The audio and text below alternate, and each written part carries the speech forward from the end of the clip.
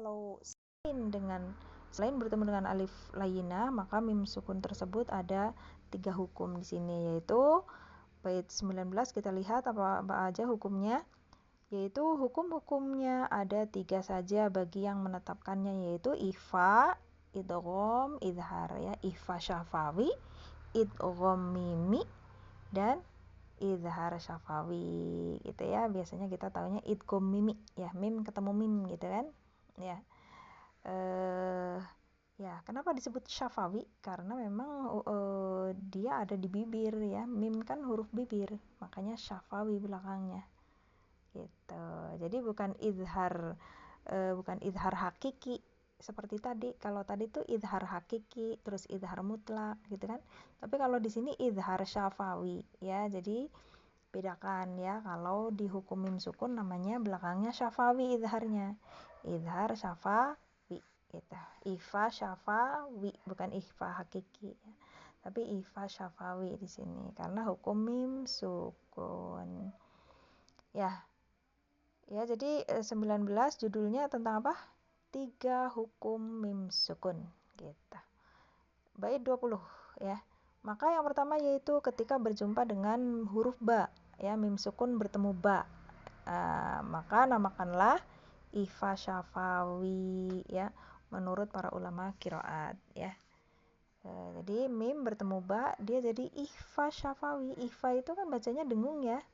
Ya, misalnya hum barizun. Hum mim sukun bertemu barizun, ba gitu kan, mim sukun bertemu ba, maka menjadi hum bah, dengung ya, hum barizun ya. Tapi di situ pada saat mendengungkan jangan monyong bibirnya ya, jangan hum bah, jangan gitu, karena ba itu huruf tipis, mim juga huruf tipis, maka bacanya saat dengung itu bibir kita senyum, hum bah, hum, jadi biar terdengar tipis ya baknya, hum ya, dengungnya tipis jadinya.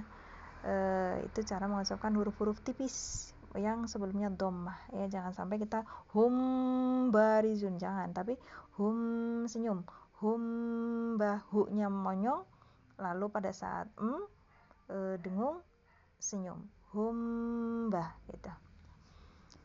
Ya, itu ikhfa syafawi. Lalu 21 jadi 20 itu tentang ikhfa syafawi, 21 itu tentang idgham mislain shogir atau disebut dengan idgham mimi ya. Jadi 21 tentang idgham mimi atau idgham mislain shogir, sama ya namanya.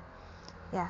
Dan yang kedua idgham atau melebur dengan huruf yang sama ya, karena mim sukun bertemu mim. Ya, makanya kita sering namakan mimi, mim ketemu mim ya gitu ya. Gampang lah ya ini ya. Berarti jadi mim tasydid di situ ya. Lalu 22, yang ketiga adalah izhar syafawi di sini ya, pada huruf-huruf yang tersisa ya. Jadi sisa dari tadi ikhfa syafawi itu hurufnya ba, kalau idgham mimi itu hurufnya mim. Ya, berarti selain mim dan ba, maka mim sukun kalau bertemu dengan selain mim dan ba disebut dengan izhar syafawi. Contohnya mim ketemu lam atau mim ketemu nun ya. Yamnaun misalnya, yamnaun, yam mim sukun ketemu na, yamna gitu ya.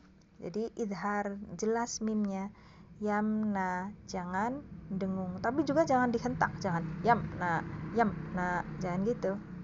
Atau misalnya hum fiha khalidun ya, hum fi, karena apa jangan dihentak? Karena mim sama seperti nun punya sifat tawasud ya, sifat huruf tawasud, yaitu nggak ngalir banget, nggak nahan banget suaranya, jadi ada aliran sedikit, hum wa, hum fi, hum ya gitu ya. Hati-hati karena hu di situ dhammah, maka saat mengucapkan mim dia senyum ya, mim sukunnya senyum, jangan sampai ikut monyong, jangan hum fi salah, tapi pada saat mim kita senyum ya sebentar karena di situ tawasud. Hum ya, hum fi, hum wa, gitu, hum la, gitu ya. Itu namanya idhar syafawi. Ya, bacanya jangan dihentak, tapi tawasud mimnya ya. Hati-hati itu, kadang banyak salah di situ ya. Terlalu idhar, terlalu jelas sampai dihentak mimnya, nggak boleh ya. Ya sama seperti tadi di hukum nun sukun atau tanwin yang ketemu idhar juga jangan dihentak ya, jangan man amana. Di sini juga jangan hum fiha, jangan, tapi hum fi, lembut ya. Tawasud itu bacanya lembut. Ya, itu secara baca idhar syafawi. Idhar itu jelas ya. Mimnya jelas, tapi ada aliran sedikit ya, jangan dihentak. 23. Berhati-hatilah terhadap huruf wawu dan huruf fa ya. Jadi kalau mim sukun ketemu wawu atau mim sukun ketemu fa, itu hati-hati karena di situ sering salah. Kenapa?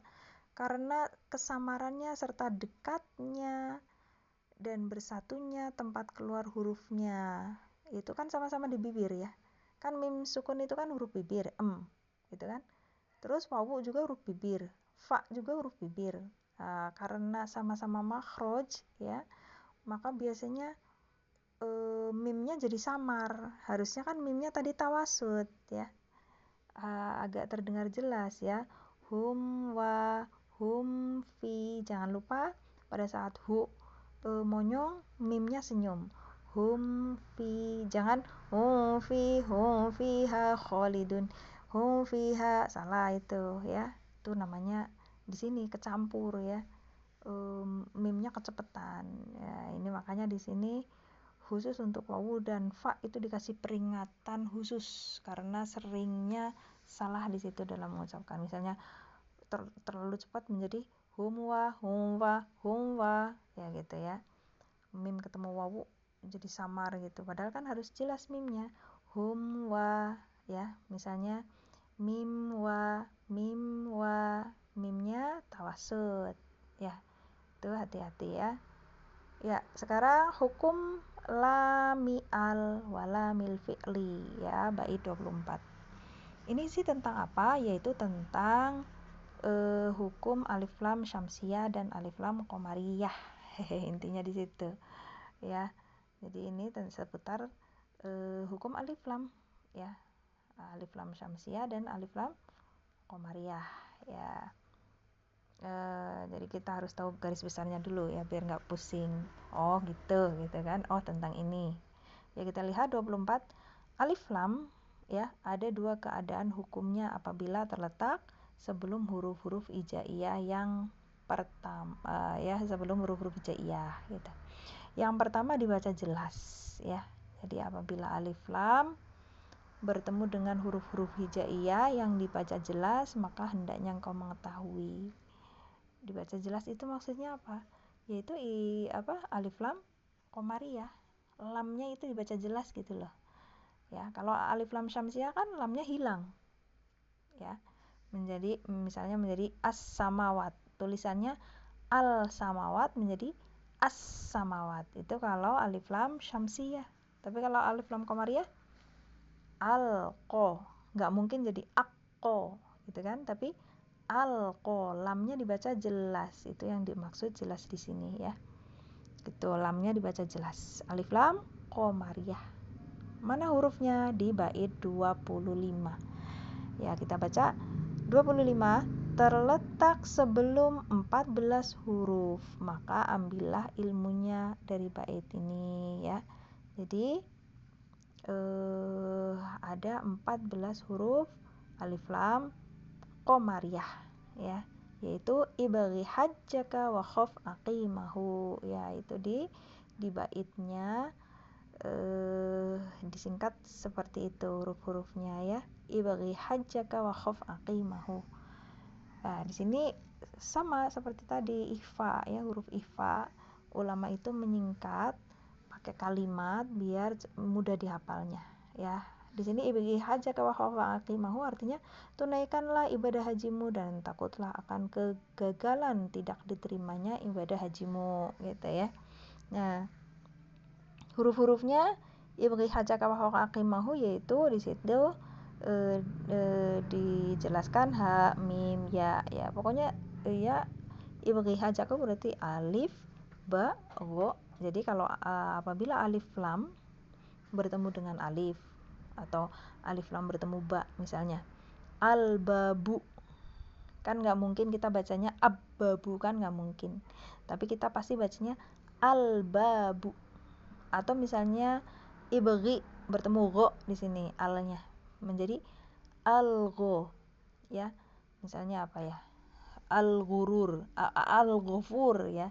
Nah, al-ghafur kan nggak mungkin kita bacanya ag-ghafur gitu kan, tapi kita pasti lamnya kita baca jelas ya, al-ghafur. Nah, ini yang dimaksud dengan huruf-huruf alif lam qamariyah yang berapa ini jumlahnya 14 ya, terangkai di ibghi hajjaka wa khafa aqimahu.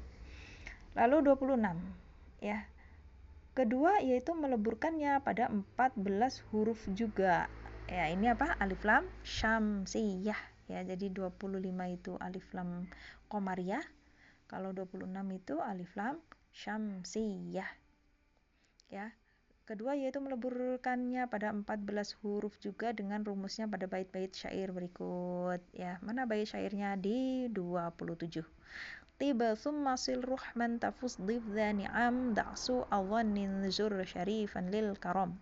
Itu kita ambil sama seperti ikhfa tadi, sama seperti huruf ikhfa, diambil huruf depannya saja dari kata tersebut ya. Misalnya tib berarti toknya, summa berarti sa-nya, sil berarti sodenya ya. Sampai berapa? Sampai lil karom berarti lamnya yang diambil itu ya. Jadi jumlahnya 14 ya. Di situ diterangkan huruf yang terdapat pada ungkapan ini yaitu yang terdapat pada setiap awal kata ya, yaitu lam, shin, zai, dha dan seterusnya sampai to ya. Jadi kalimat di syair di bait ini, di bait 27 ini adalah singkatan untuk rangkaian kalimat untuk huruf-huruf alif lam syamsiyah. Di sini juga ada maknanya ya. Ulama menyingkat itu biar mudah dihafal. Ada maknanya ya kalimat tersebut, yaitu jadilah orang yang bagus jiwanya, kemudian sambunglah silaturahim, maka engkau akan beruntung. Sambutlah tamu dan sambutlah orang yang memiliki kebaikan, dan tinggalkanlah buruk sangka, serta kunjungilah orang yang mulia karena kedudukannya dan akhlaknya yang mulia. Masya Allah ya. Ya begitu ya. Jadi ulama itu untuk mudah menghafal dengan merangkai dalam sebuah bait syair gitu. Ya, 28 ya. 28 huruf lam yang pertama namakanlah qamariyah. Alif lam qamariyah maksudnya. Dan lam yang lainnya ya tadi ya yang sudah dijelaskan di atas, lam yang kedua disebut alif lam syamsiyah gitu. Gampang ya. Lalu 29, dan bacalah dengan jelas lam fi'il secara mutlak pada contoh kalimat qul na'am wa qulna wal taqwa.